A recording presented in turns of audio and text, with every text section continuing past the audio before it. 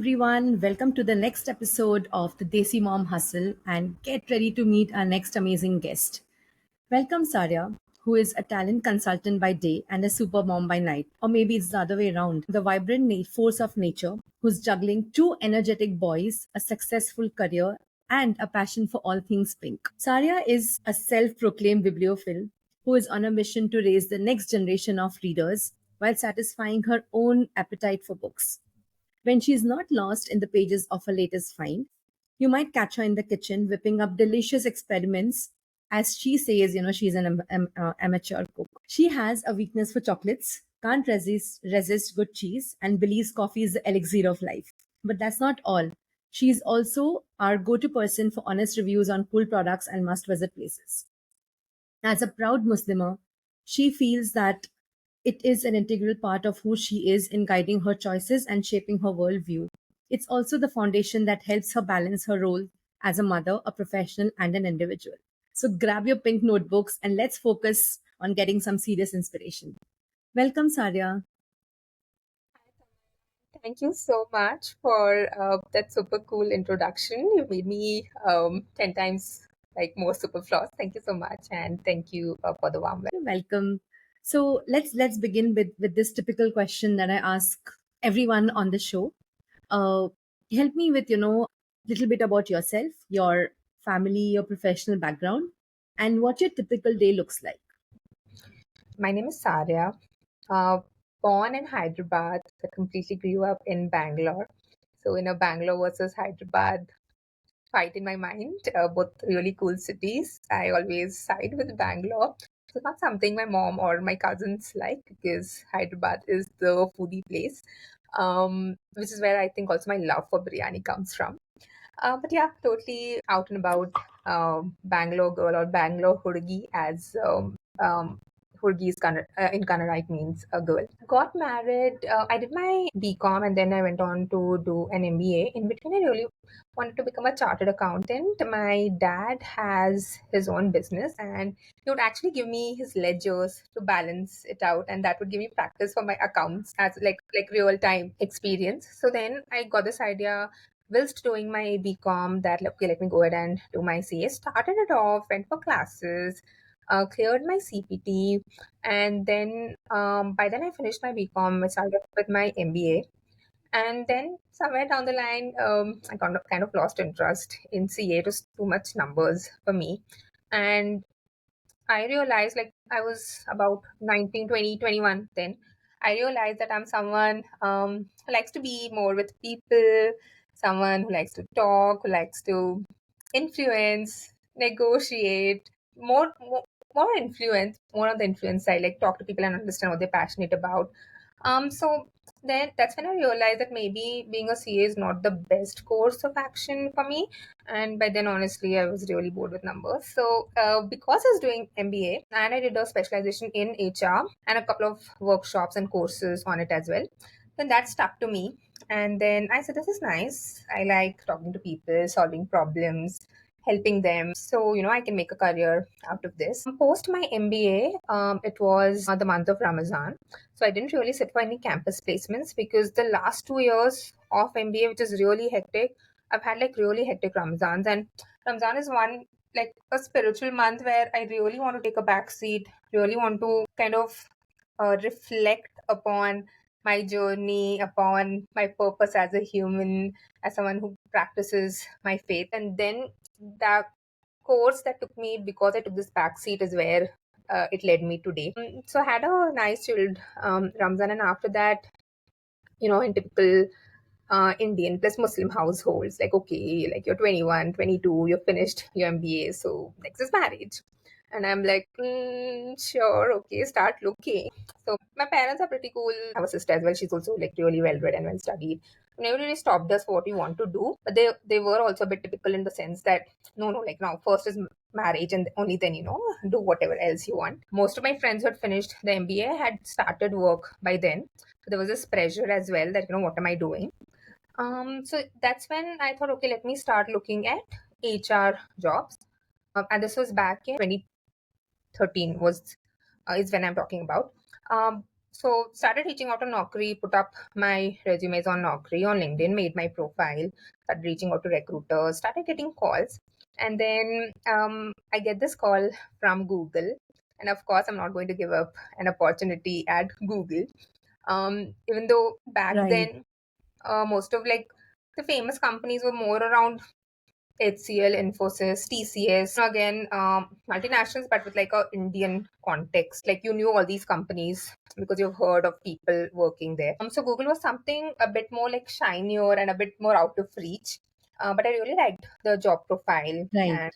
and got on a call. It was like for freshers and they were kind of mass hiring. So um, I don't think they they went on to filter a lot. They were just like fresh young graduates, communication wise good and a bit passionate and eager to ramp up, learn, good with technology. I was good with Excel, Sheets, Google, all that, social media play and things like that. So went ahead, cracked the interview, joined Google as a back end sourcer or recruiter. That's called now. And that's when my corporate journey started. Learned a lot at Google. They really, really invest in you and they really train you as well. And then there's like lots of delicious free food that you get. So then, because my first venture into corporate was all that glitz and glamour of the corporate world, I was like, okay, this is what I want to do. I want to work for product companies and, really climb the ladder then. So that was when I was decided, and I was very happy with where I was at. I wasn't burnt out. I liked what I was doing. I liked growing into things. I like taking ownership, taking up more and more projects during my one-on-ones with my manager. And, that's where I learned all these Right. corporate stuff, one-on-ones and, let's circle back on this, all that corporate jargon. So I was like, okay, this is where I want to be. Went on after like about 1 to 1.5 year at Google, went on to interview at LinkedIn. A colleague of mine had joined LinkedIn and then she referred me in as well for that role, and that was slightly more serious with more responsibilities. And it's right when my parents were like, okay, you're working and all that, but no, like now you have to prioritize marriage. So far, like for 2 years, I was holding them off. And by now, I was 24, and they were like, no, nothing doing, get married, then you do whatever. So it was all like, everything was arranged. My husband found Tanvir on the Muslim matrimony app. But since then, I had seen like close to 10, 12 guys, potential rishtas. My dad had gone to their house. My only condition was that I will work after marriage. And my dad was very funny. Like he would go first to meet. He wouldn't take me or he wouldn't even call them. He would be the first person to go and see the guy at the home. So he would go and, he would have all the chai and pakoda and all that samosa, whatever they give to the, dads, the ladki ke pita. And then लड़की के he would start talking about me, telling, and then he would be like, by the way, she's working and, she want to continue after it. And then some like very typical families would be like, oh my God, disaster. What have you told? The way my dad enacted it was even more funny. And he's like, this is why I would eat everything and I would tell about this, it seems. And I'm like, what are you going there for? Like having chai? Yeah, he's too funny. He's like, after eating, he's like, one samosa looked very nice. So I had that samosa, then I said, because he knows this is the reaction. Like, he can gauge, right? Like, okay, little typical family, this all. That's where my dad is like really funny. Well, I met my husband, of course. And then we met like 2, 3 times. Um, Everything went well, agreed. He was like, okay, before this girl changes his mind, he was like, let me put a ring on her finger. Did that. And my dad was like, before this my daughter changes her mind, because I'd done that initially, I'd kind of told her like a okay potential yes to a guy, and then after a month I was like no. And then my dad was like, okay, face palm. He's like, now how do I tell them, because we have met so many times. And I'm like, that's the whole point, right, of all this shadi thing, because you're not dating, you meet so many times and then you go on to say whatever you want to say. So my dad was like, okay, fine. And then he was like, before this girl changes her mind again, let me get her married. So we finalized my engagement in December. Like, and imagine we started this in October. In 2 months, I was engaged. And in Feb, he got me married. My dad, he's like, everything will be done. So yeah, so really interesting balancing all that out. And then, yeah, I found out we were pregnant in about 3 to 4 months after wedding, which is not much. I know people like to take like 1 year or 2 year. This is not something that we had planned. I didn't have the easiest first pregnancy. also because I think it was the first pregnancy, and in India it was just like 3 months maternity then.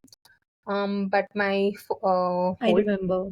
at yeah, but my whole team at LinkedIn was very supportive. I had to like start off an early maternity break. I had to put down papers because I couldn't travel also at that point. Not that there was anything like drastic. I was just like 24, and I think being pregnant at like a young age, and then not knowing, being really scared of what will happen, did take a toll on me. So it took like a good 1 year. Had my baby, had Zidane in 2015 via an emergency cesarean. And I'm like, you do realize it's like a major, like, abhi to India, mein they've made it like it's nothing. I know they finished it off in 10 minutes, but it is a major surgery, like you're cutting through like deep layers of skin, and it is a major surgery. And, but yeah, like, in the end, all that mattered was that baby was healthy, I was healthy. So yeah, I have a lot of I thoughts on the know. whole cesarean thing in India, which is more like a business, I feel. But yeah, moving on from that.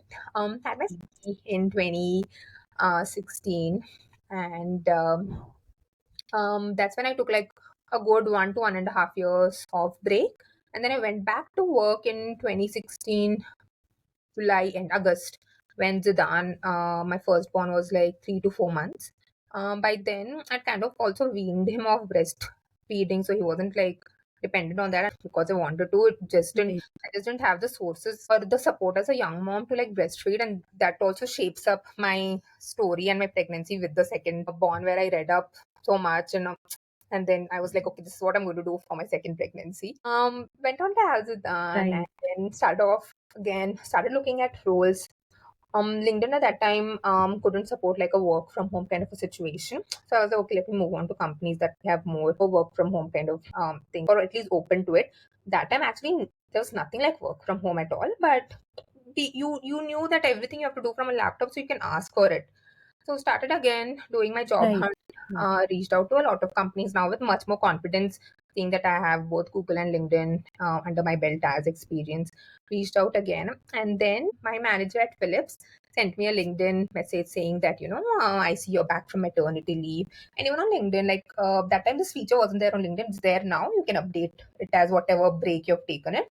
But I'd still put up like maternity leave. Yes. करके I'd put it up then, and I was like immediately looking out for opportunities. So he reached out saying that, I see you finished your maternity break and you're looking out for opportunities. I have this role, and that role was really, really interesting.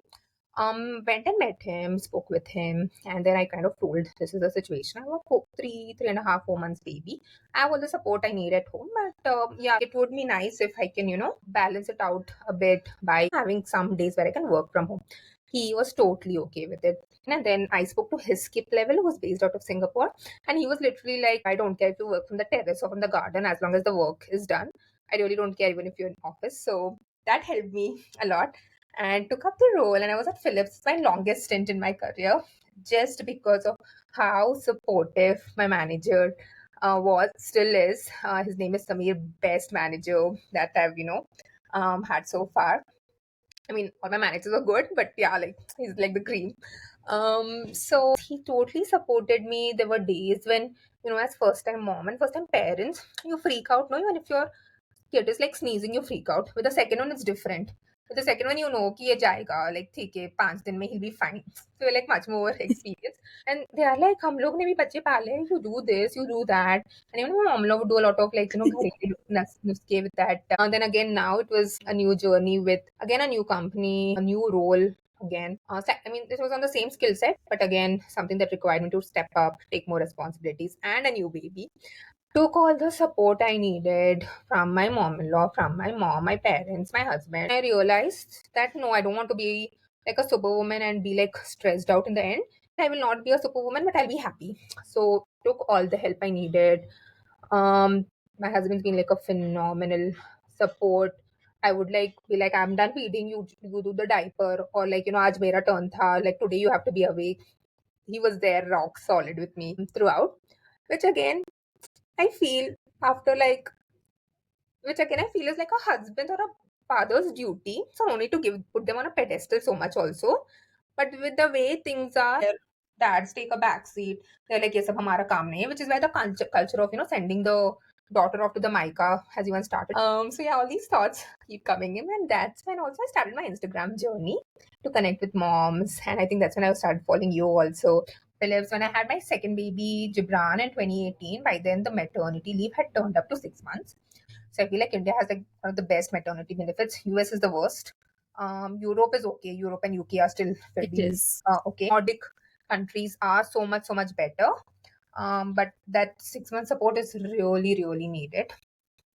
So I got admitted on a Friday, and that was everything. Till Monday, I was like working. I would like sometimes go to office, sometimes work from home. So all that balance was still. I was still at Philips. Had my second baby, took the complete 6 months off, then went back to work again at Philips. After 6 months, but except the initial lack of sleep, it was like pretty manageable so far, to an extent that where I'd gotten really comfortable at Philips and where I started deciding now what next for me. So yeah, then when after Philips went on to join Indeed, I had a good stint at Indeed. Then I joined JP Morgan for a short while because it was when I joined JP Morgan, I got a call from Meta asking me if I'll be interested for a role in London. And of course, I jumped at the chance of it. It's not every day people specifically in like my career stream as a recruiter, like okay, maybe as an engineer, you get lots of calls to come to US or UK anywhere. Yes. It's very rare. Yes. So of course, I jumped at the chance. Joined Meta, relocated to London, and was there for like about close to 2 years, and back in Bangalore now. So yeah, that's a bit about my journey so far. So, since you ended with this, let me ask you that first. Yeah. So, when you got this call to move to London, what were your the biggest challenges? What were you looking forward to, and how supportive were your family members about this? In my mind, I knew that whatever the challenges, whatever I'm scared of, I will go ahead. I will not regret not taking up this opportunity down the line. I do not want to live with that regret. So I was like, I'm going to give this my 100%. Thankfully, I have a really supportive family, both on my in laws' side as well as my own family, which is a big deal for someone like me who's always lived with like my parents and then immediately sort of joined family. My mother-in-law is very supportive, and of course at home, so it's everything is mom. Whatever chores I've done, it's for my baby. That's the only thing. So that way, I knew this would be like a huge change for us because of course I can't take like my mom-in-law. I couldn't take my parents along with me. The visa would support me and my immediate family, right? So that's spouse and my kids. But because it was London and I love Harry Potter, so a lot of London UK influence. I was like this, and it was Meta, so I'm like, this is not something that I'm going to give up.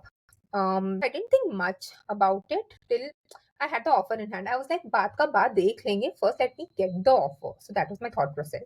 And along the line, some religious faith that okay, if this sort is meant to be, it'll come to you. Then we did proper research because we had two kids by then. So it was more about, so it was also about, seeing if this is a good move for a family.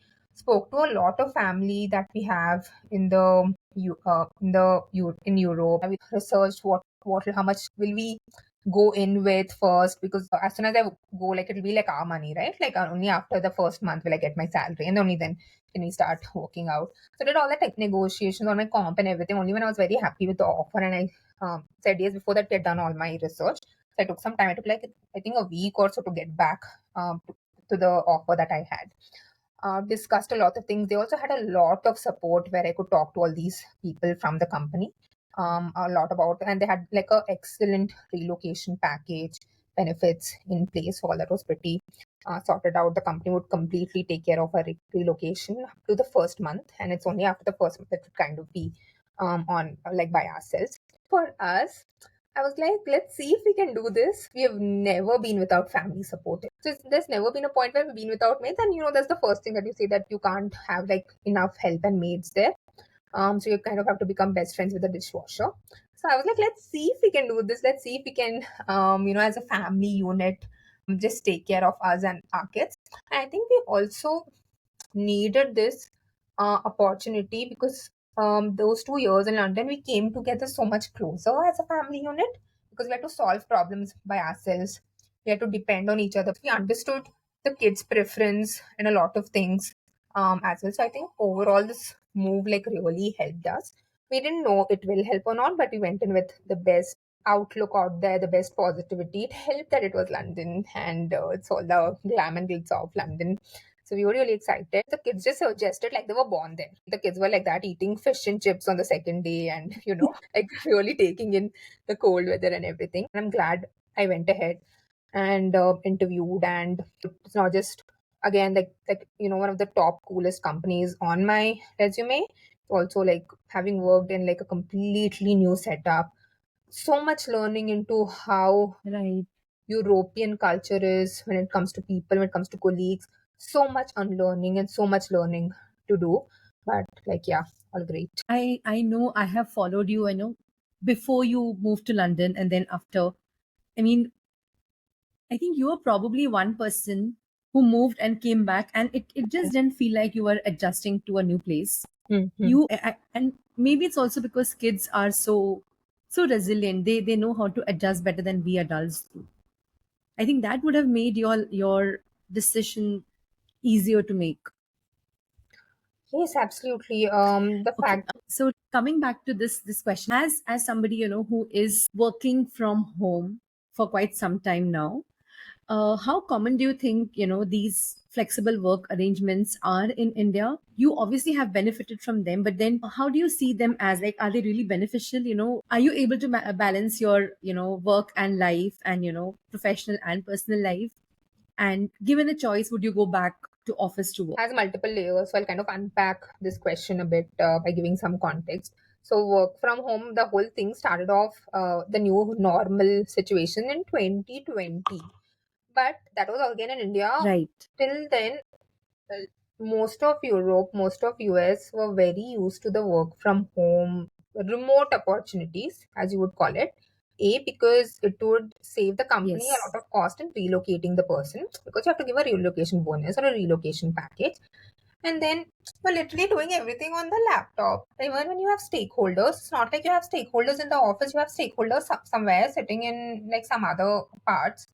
So then I think a lot of companies kind of realized and caught on to that quickly, that okay, then fine, like if this person is like really, really great for the role, but the person doesn't, especially in the US, they don't want to relocate, then they were like, okay, fine, you just be there and you work. I think that's where corporates started looking at this as a way of getting talent, because getting talent is always like a huge, it's a difficult task, and it's that's why recruiters are faced with the most challenging work of finding the best person for the best role. So I think all this was happening before the COVID happened as well.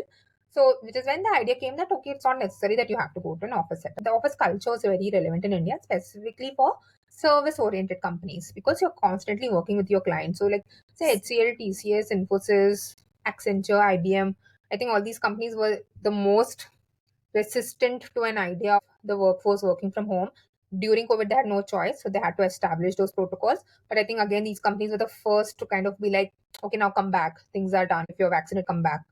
I have I have been working from home Yes. since 2016 ish days. Very very less at LinkedIn. At Google also I had, but it had to be like for a very specific reason.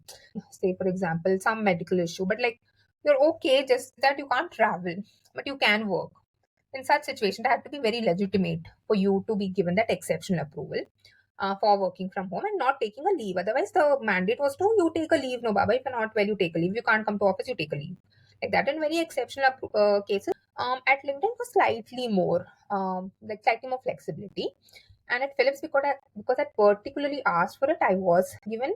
So I was like work from home queen from like 2018. So when COVID hit and we all had to work from home, my manager was like, guys, please reach Aria for all your work from home questions. Don't ask me. I don't know. So things like from VPN to like network and things like that. And then a lot of companies started giving work from home benefits. So they'll give you like a certain amount for you to buy your desk, buy your chair. All that started off. The one challenge that I did face a bit was that as a woman, if you're working, your work is taken a bit as acha theek hai, you she can manage, she can still come and cook, she can still come and see the baby. But it was like for my husband, it was like if he's in a meeting, like oh my god, like the whole house has to be like silent because he's in a meeting, and he would go like close the door and everything. And at points where I would be like taking a meeting, and then Zidan would be here, Gibran would be screaming for something, the cooker would be going off whistling, and then I was like, no, I can't do this. I need like my proper space. So then I set in those boundaries, and that worked well. But yeah, this is something that both women candidates have spoken to. Friends I know, they say this, that, like, say for example, if I'm talking, my father would, if he's there, he'll come and he'll be like, oh, you're like in a meeting. Can you come here? And I'm like, no, I can't. I'm in a meeting. Or even if I'm not in a meeting, my mom would be like, oh, you're not in a meeting.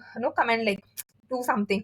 And I'm like, even if I'm not in a meeting, I'm doing work. Like, no, these hours I will not come. Exactly, So exactly. then it helped that I had a dedicated nanny for Gibran. And I told her also, don't come and give me baby in between. I'm working.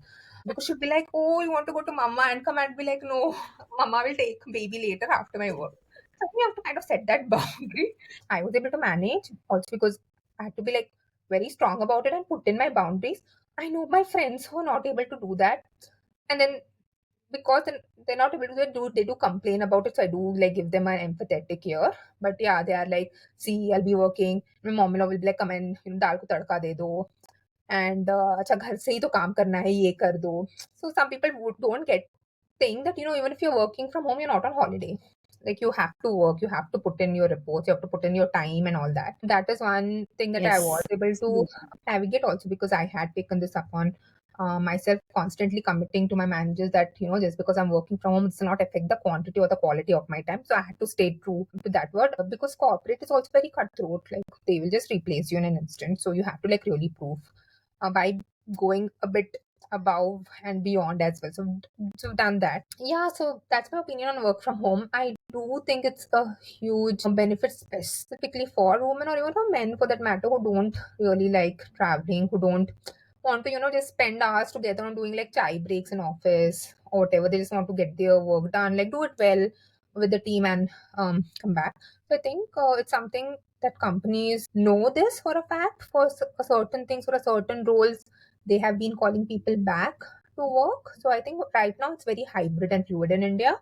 Right, Also because you know that if this company is constantly calling you back to work and you're not comfortable, there's 10 more companies who will give you that opportunity. So that way, companies have had to come to that point where they are also giving you that hybrid opportunity, or attrition will be like a huge problem. So in India, it's mixed. There are a lot of companies who ask you to come at least 2 to 3 times a week. There are companies who will kind of give you that flexibility that when you want, you come, but you like come a bit. I also go to office like a few right, times right. in a month, like just go and come. But I think it's such a huge blessing plus benefit plus something that doesn't cost the company a lot, but gives you so much flexibility to do in like your best. Specifically with Bangalore traffic, Taman, I've already cribbed to you about Bangalore traffic. I still feel Mumbai is better. I know you don't agree, but Bangalore traffic's like the worst. And there's all these memes that Bangalore has so many startup I ideas because of know. traffic. Mein kya karenge? So I think looking at all of these things, it does make sense to kind of give your employees an opportunity to work from home. So yeah, that's my take on it. I would always prefer a company that gives me that flexibility. I don't think, specifically at this point in my life, I wouldn't prefer going to office 5 times a week. It might not be a problem 2 to 3 years down the line where I don't have, like, The the kids kids are are kind of grown up. doing their own thing. But even then, I would not want to take the headache of like traveling every day. So I think I am someone who prefer like a very flexible hybrid situation where I am given the choice and the independence, you go when you want to. करके. So yeah, that's my take on it. That makes so much sense. Since we were talking about, work from home or remote work, whatever you want to call it, you have been, very open about, sharing opportunities on your Instagram stories, where you've, say, put up something on LinkedIn and, shared a link to apply, or, link to that post on your Instagram stories. Do you get requests from your Instagram followers saying, I'm interested, would you refer me? How do you deal with, cold requests on, say, LinkedIn or Instagram? So I started sharing opportunities both on LinkedIn, on my Instagram, on Facebook, on WhatsApp as well, just so I can cater to all the circles or the network within my circles. And this also started off because I put up a back in the game. It was like a program at Philips that I ran. It was called Big Back in the Game for Women. So I actually started it off on Instagram from there. As my followers count increased, I've also gotten requests from wives for their husband's role, for like a software engineer role or engineering manager role. One person was like, "This is what my husband does. Can I quickly send in his CV?" And I'm like, "Yeah, sure, go ahead." And I've spoken to that person, and that's where I'm like, it's just a matter of putting a post. Let me leverage Instagram as well. LinkedIn, of course, is a huge help. I've always been tapping into my LinkedIn Right. connections also because I'm active on LinkedIn. People also tend to add me a lot, seeing that I am a recruiter. So I've always leveraged or tapped into that as a potential to look out for applicants, because in the end, it's about finding the best applicants for me and giving the hiring team like the best top applicants out there for that particular role. So that's where it began. That's where I started off. And for the big program at Philips, where we were saying that if you're someone who's gone on a break for 1 year, 2 years, whatever it is, and you have these skill sets, like you're program managing, you're a scrum master, you've done 1 to 2 years as a software engineer, whatever field, depending on the role that was there, then we will give you an opportunity to come back and work with us without having to get into like the full time mess of like a corporate role, which is which wherein you have to go in suddenly with a lot of expectations that higher to timelines. So we were like, we will give you that assurance that we'll help you step into it. So that was the program. So I think that's when a lot of women started reaching out, saying like, yeah, like sure, I've someone who finished my engineering. The first year I've got campus placed into so and so EY, Thomson Reuters, JP Morgan, whatsoever company. And then I got married, so I had to relocate, or I had to take a career break, or I'm expecting, and then I had to go on a break. But now I'm looking back, all these various situations. So these women started reaching out to me with not even questions on the role, but more about how hesitant they are, how am I managing, and things. So I would always keep it real. Tell them that you will need to ask for help. You can't be one superwoman. You have to ask for help. You need to ask for help.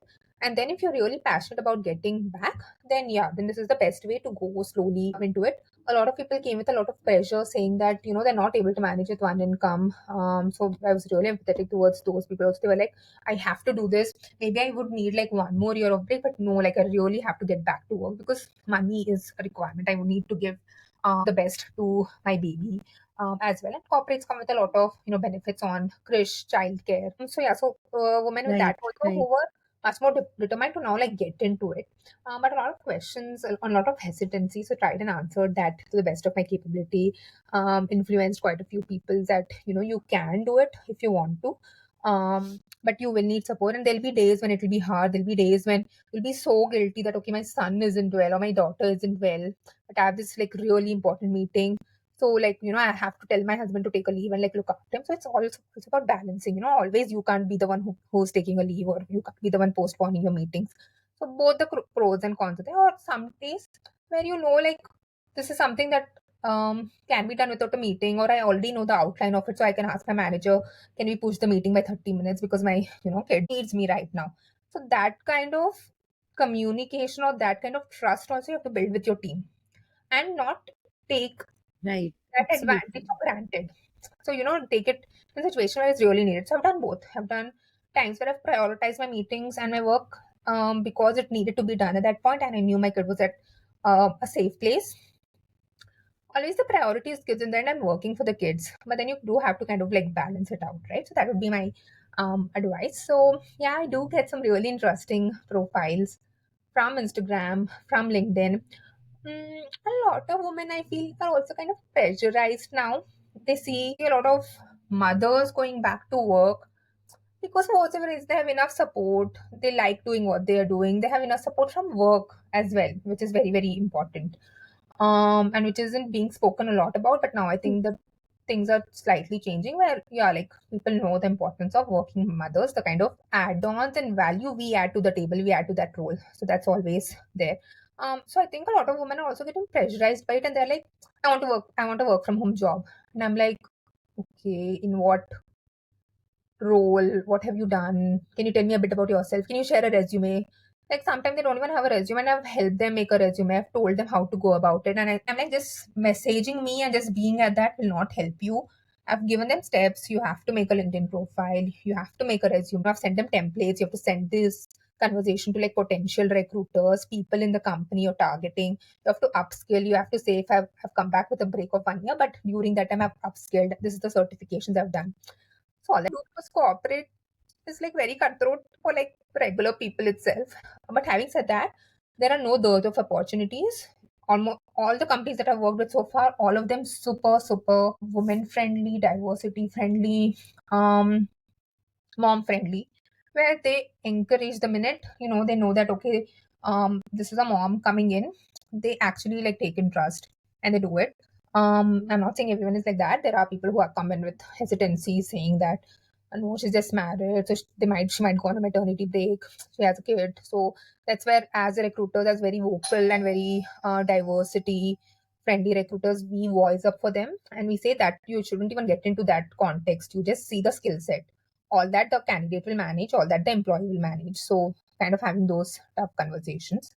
So I think that's where it is at. There are people who have taken the advice, they've sent me their LinkedIn profile saying this is what I've made, any advice on it. They sent me their resumes, any advice. Of course, I also have like bandwidth issues. So to an extent I can help them. I just tell them like, Google and ChatGPT is like your best friend. There's so many templates on LinkedIn. But then there are people who just want a work from home job, and I'm like, so what work from home job do you want? If I tell them this is what you have to do to get a work from home job, then they're like, no, leave it, I'm well provided for. I was just doing it because I was bored. And then in that case, I would also give them a little bit advice saying it's okay to not be in the rat race. It's okay to not be pressurized to work just because your circle is doing it. You are more than fine if you're a maker, because there's nothing like just a homemaker. I feel like homemakers, in fact, have most work to do, like have the most things to balance it out. Fine. Okay. So I'm like, okay, like just be at peace wherever you are and don't get into. And then the woman who have told, yeah, okay, like you're right, since you're putting it like this, it makes so much sense. I'm just happy with the kitchen, with the home, with my kids. I'm very happy, and that itself is like a huge thing to manage, first of all, I feel.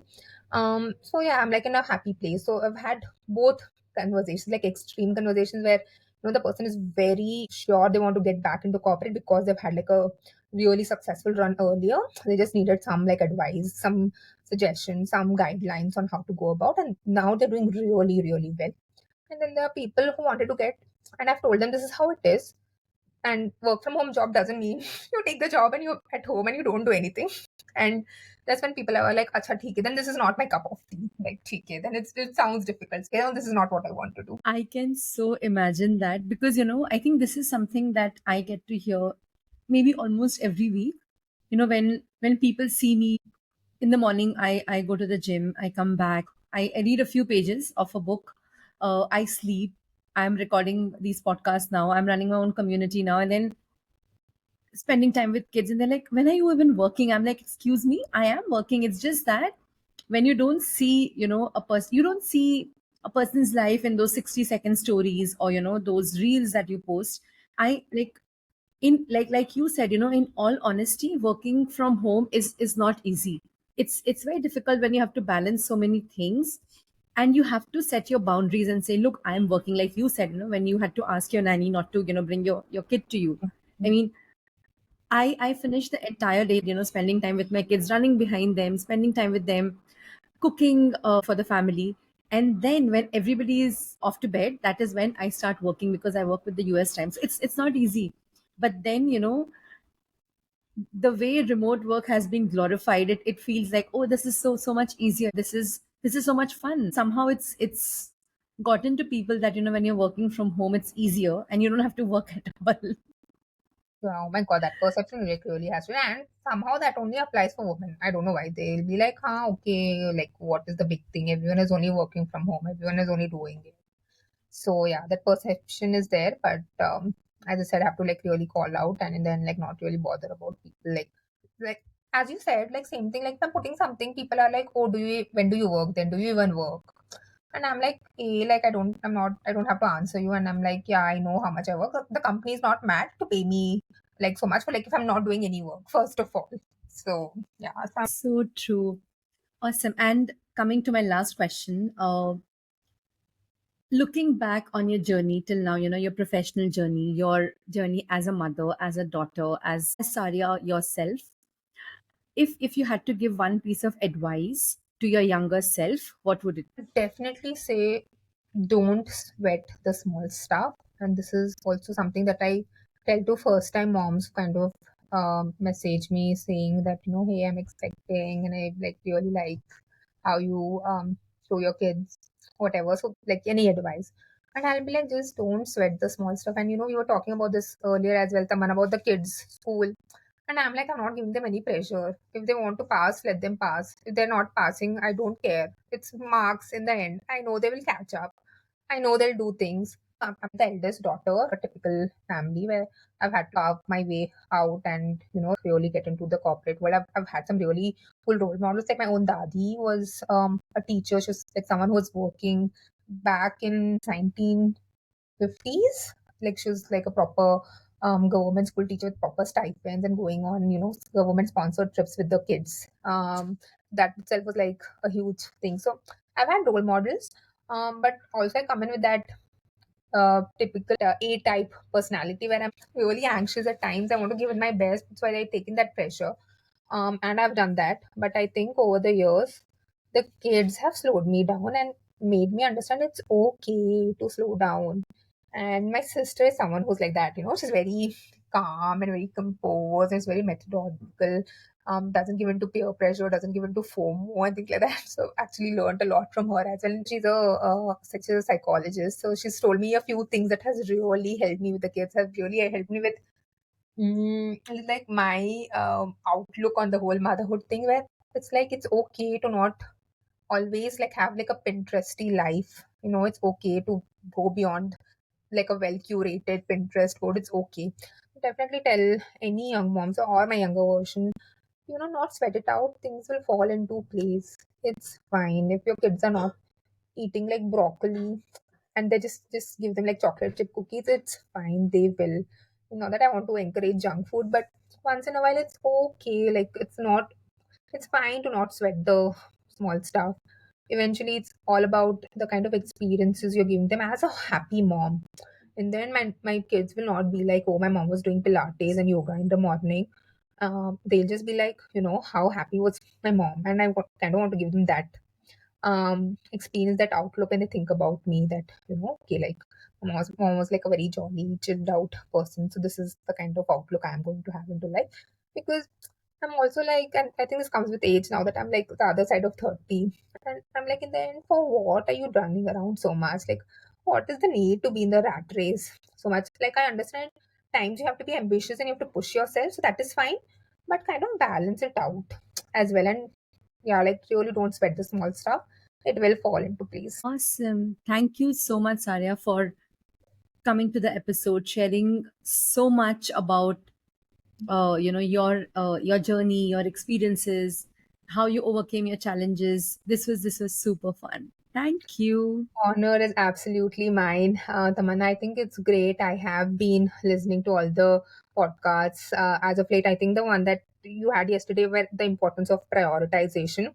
And, with my migraine issue, where I was saying sometimes it takes a back seat, and I'm like, no, like if I don't want that, I have to prioritize myself, prioritize my sleep, I have to prioritize my, eating schedule. So I think all of that has like really helped. And wishing you all the best for your journey in the podcast. I think Thank it's something that you. you should definitely keep up. It is very insightful, raw. And, yeah, looking forward to hearing more of it. And I think you've made a really good community on Facebook as well. I'll be active there too. Thank you.